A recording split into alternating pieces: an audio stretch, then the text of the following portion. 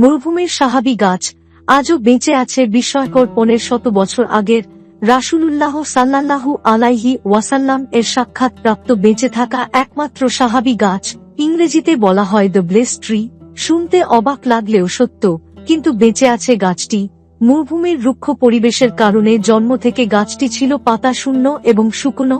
582 খ্রিস্টাব্দে সর্বশ্রেষ্ঠ মানব হযরত মুহাম্মদ সাল্লাল্লাহু আলাইহি সাল্লাম এর বয়স তখন 12 বছর। তিনি তার চাচা আবু তালেবের সঙ্গে বাণিজ্য উপলক্ষে মক্কা থেকে সিরিয়ার উদ্দেশ্যে যাত্রা করেন। উত্তপ্ত মরুভূমিতে চাচা আবু তালিব ক্লান্ত হয়ে পড়েন এবং বিশ্রামের জন্য জায়গা খুঁজছিলেন। চতুর্দিকে কোন বৃক্ষরাজির সন্ধান পাচ্ছিলেন না। হঠাৎ দূরে একটি মৃতপ্রায় গাছ দেখতে পান। উপায় না পেয়ে মৃত গাছটির নিচেই বিশ্রাম নিতে বসেন।